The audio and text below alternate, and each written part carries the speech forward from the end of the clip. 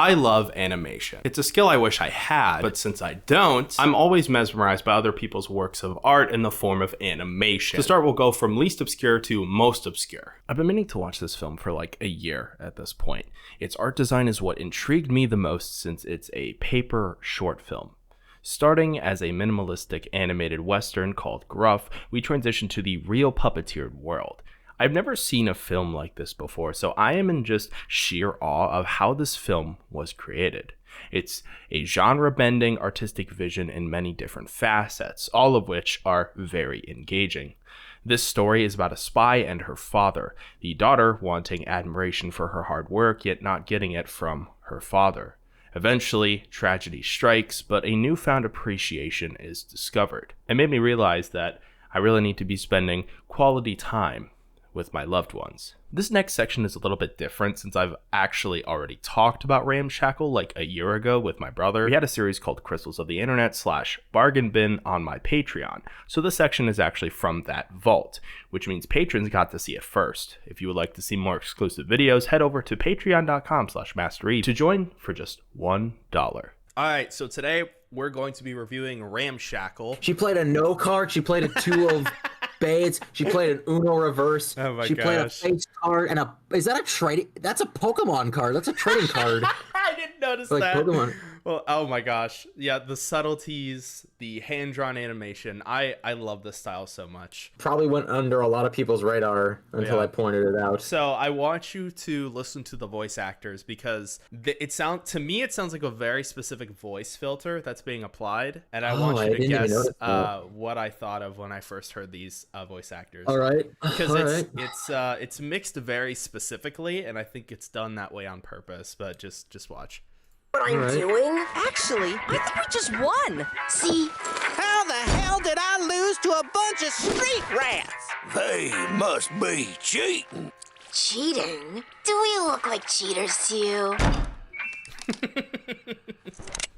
There's a lot of work in progress stuff on this channel, which is interesting. So you can kind of see like the behind the scenes, which is cool. I'm just getting Ed and Eddie vibes out of this. That's not what I thought, but I mean, kind really? Of. Yeah, that's not the vibes I get. What did it remind you of? So the voice filter specifically reminds me of Freddy Fish and like Humongous Entertainment games. Oh, how it's I just thought it was a low mic quality. I thought so too, but then when I saw the animation, I'm like, oh, this is kind of like those old PC games. I love the juxtaposition between the three characters already, and this is only like a 2-minute thesis film. This isn't just in English. This is also in 12 different languages. I think it is. Japanese, Russian. That looks like Japanese Spanish, kanji. Portuguese, Korean. I would love to do a Japanese dub of like something that hasn't had a Japanese dub yet, like The Amazing Digital Circus. Yeah, this started as a webcomic. The Kickstarter is fully funded, so be on the lookout for this. Definitely subscribe to this channel. Yep. If you want some more behind the scenes stuff, definitely check out those videos. I feel for Ramshackle, I guess. Oh, Ramshackle is going to be so good. I also wanted to add a little section here to say that my brother is actually a aspiring voice actor. So if you need a voice actor to do voice work, check out his voice work reel on his channel. I'll link it in the description. Two Pipes is a PS1/PS2 styled animation, which if you know me, you know that I love this era of gaming. It starts with a guy attempting to talk about a video game. Wow, relatable. But all of a sudden, the lights go out. Since the game was in the setup, there are various shots that look like gameplay, which is a nice touch. The guy tries to call maintenance since his power went out, which in order to fix it, the guy on the phone sends him on a mission to fix it himself. Each pipe has its own pain level, so the guy nopes out, making a pro-con list to figure out his conundrum. Turns out this guy's name is Demo, and various YouTubers also voice some of the characters, which is a nice surprise. The deeper message to this film is how obsession can cause destruction, which is something I was not expecting. God Gave Man Vehicles is a very interesting art project. From an editing and design perspective, it's one of the most satisfying watches since the transitions flow together beautifully. It feels like if a copy pasta was put into one of the most artistic edits I've ever seen, using that narrative as a form of irony and satire. Its lunacy is absurd, and I love it. This next one is an emotional stop-motion animated film to spread awareness for a certain topic, and it is the heaviest film on the list, so if you want to skip it or just leave at this point, I am honestly fine with that. However, I think one of the best parts of art is how people can use it to show their true pain, which makes me really think that this film is one of the best I've ever seen that was made in 2024. It has a trigger warning at the beginning for these themes, in case you're wondering. And if you have dealt with anything related to the subject matter in this film, please be sure to reach out to trusted individuals whose intent is one of genuinely helping you, or reach out to your country's suicide hotline, which thankfully in the US is 988. A girl walks into a bathroom and closes the door. In the mirror, she sees a bruise on her arm, immediately stopping in her tracks. A Japanese word appears on the screen, which I think means mourning. She walks into the bathroom again and immediately feels the pain of what has been done to her, replaying the trauma continuously in her brain. We then cut to her still standing in front of a mirror, but with red splotches all over her, with a certain tool in her hand, realizing what she has done. This short film is not even 2 minutes long, and it feels so hard to watch.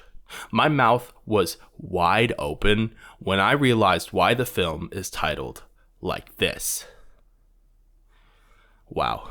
Okay. How in the world are we going to transition from that? Let's take a deep breath and move on. In terms of destruction, I want to mention llamas with hats. Now, is this just an excuse to talk about llamas with hats? Well, yes, but this is one of Film Cow's most impactful and deep series that finally, after so many years, got an epilogue. While on the surface it could be brushed off as a series that is only absurdist in nature, the longer it went on, the more it not only had a meta-narrative of shows that never end, but by the end of the show, you can tell the grief of Carl's actions finally getting to Carl. The show ended with the main character killing himself after being revealed as insane. That is, until the epilogue. In this 20-minute ending, Carl comes to terms with his trauma and his friend, Paul. Especially with this ending, the series posed an overall question.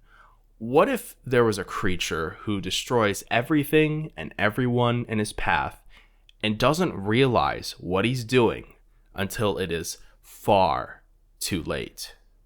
The very last scene is symbolic of Carl finally listening to the advice of his friend, despite his sociopathy. To end off this list, we are going with something lighter, since for some reason I didn't realize how dark this episode was going to be. I am in fact in an animated short called Gas. I voiced one of the characters, and the entirety of it was animated by my friend, Mateo, who, if you've been around for a while, you know exactly who this person is. This comedy short is a hand-drawn adventure to a convenience store, where on multiple watch-throughs, you can catch different references. Although it is fully hand-drawn, multiple different art styles pop up here and there to add to the variety of the overall animation, especially to signify certain feelings.